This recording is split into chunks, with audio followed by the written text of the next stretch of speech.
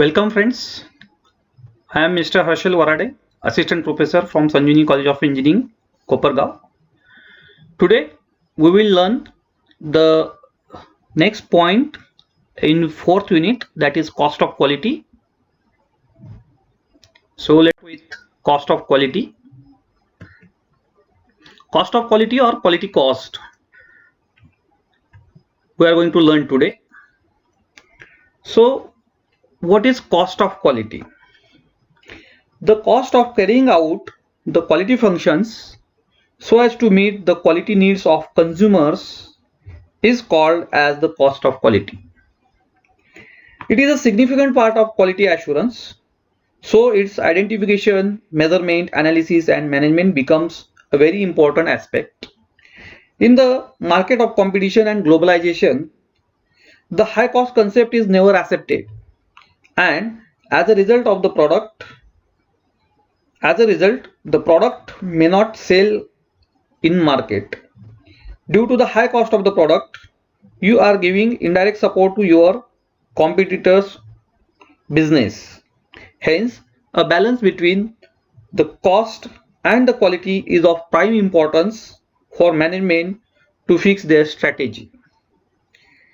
So from that point of view, the study of cost of quality is important. So let us study here cost of quality or the quality cost. So quality costs are categorized into two types or two categories: conformance cost and non-conformance quality cost. Let us see here. Cost of conformance, it is also categorized into two parts: prevention cost and appraisal cost. Non-conformation or non-conformance cost, they are also categorized into two parts: internal failure cost and external failure cost. So cost of quality, the cost of quality is equal to cost of conformance plus cost of non-conformance. So cost of conformance and cost of non-conformance both will give us the total cost of quality. The cost of conformance is the cost of providing the products or services as per the required standards. This can be termed as a good amount spent. That is, prevention and appraisal cost comes under this cost of conformance category. The cost of non-conformance is the failure cost associated with a process not being operated to the requirements. This can be termed as unnecessary amount spent. Generally, the internal and external failure cost, these are the subtypes of cost of non-conformance. Let us see one by one all these costs. First of all, let us see prevention cost. Quality planning cost.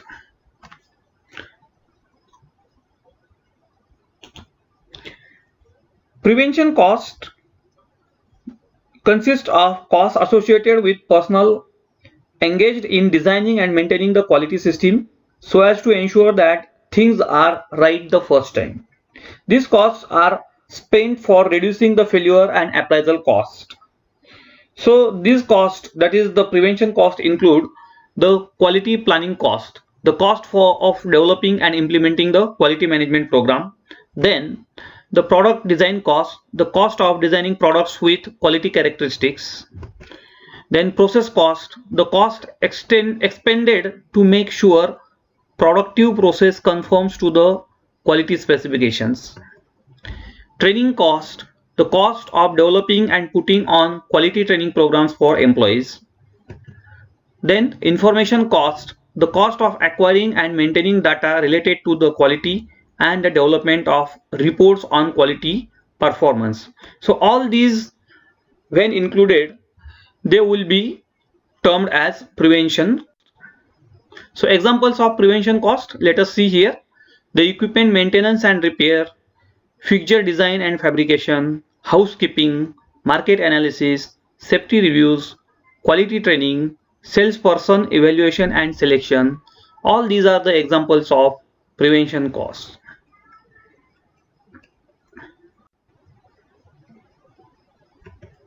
The next part is appraisal cost. Now these are the costs invested in determining the degree of conformance to the quality function. It is the cost on inspecting and the testing. So let us see inspection and testing. The cost of testing and inspecting the materials, parts and the product at various stages and at the end of the process. The cost of power and material required for testing. These are included there in appraisal cost. Next point is test equipment cost. The cost of maintaining equipments used in testing quality characteristics of product, that is the calibration of instrument. So those calibration costs are nothing but the appraisal cost. Operator cost. The cost of the time spent by the operators to gather the data for testing product quality, to make the equipment adjustments to maintain the quality, and to stop work to assess quality. So it is also included there in appraisal cost. So examples of appraisal cost: audit, equipment calibration, final inspection, in-process inspection, laboratory testing, prototype inspection, receiving inspection, shipping inspection. All these inspection costs are included there in, or are the examples of appraisal cost. Next point is internal failure costs. So internal failure costs, let us see. The costs associated with the defective products, components and materials that fail to meet quality requirements and thus result in manufacturing losses are called as the cost of internal failures. Now various parameters are included in internal failure cost. First one is scrap cost. The cost of poor quality products that must be discarded. So fault of manufacturer or vendor. So it comes there in scrap cost, ultimately in internal failure cost. Rework or repair cost. The cost of fixing defective products to conform to the quality specifications. Extra payment made to the operator to obtain the required level of quality. That comes there in rework or repair cost, and ultimately in internal failure cost. Process failure cost. The cost of determining why the production process is producing poor quality products. So it also comes there in internal failure cost. Process downtime cost. The cost of shutting down the productive process to fix the problem.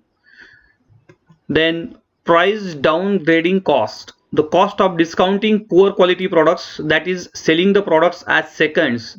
This also comes there in internal failure cost. Let us study external failure cost now. So external failure cost, it consists of the costs which are generated because of defective products being shipped to customers. So this includes various types of failure costs: customer complaint cost, cost of investigating and satisfactorily responding to a customer complaint resulting from a poor quality product. It comes there in external failure cost. Product return costs, cost of handling and replacing poor quality products returned by the customer. Then warranty claim cost, the cost of complying with product warranties. Those come in external failure costs. The product liability cost, litigation cost resulting from the customer injury. Lost sales cost, the costs incurred because customers are dissatisfied with poor quality products and do not make additional purchases. So this leads to lost sales, and this lost sales cost are also included there in external failure costs. Now there is one rule, 1-10-100 rule. It is generally known as 1-10-100 rule. So I am showing you here one figure. So a pyramid is shown. The apex of pyramid is given the weightage of 1. The lower portion of that apex is given the weightage of 10, and the total base, the last portion, or the base portion of the pyramid is given as 100 weightage. So here if you observe carefully, prevention is at the apex level. The correction and appraisal, that is inspection and testing cost, which are there, they are in the middle level, and failure cost, which are there, they are kept there at the base level. So what does this indicate? If we see carefully, then this 1-10-100 rule tells us rupees 1 spent on prevention will save rupees 10 spent on appraisal and rupees 100 on failure cost. So this is what is the meaning of the 1-10-100 rule. So the earlier you detect and prevent a defect, the more you can save. This is what is this rule tells us. So always you should focus on prevention, because prevention is always better than cure.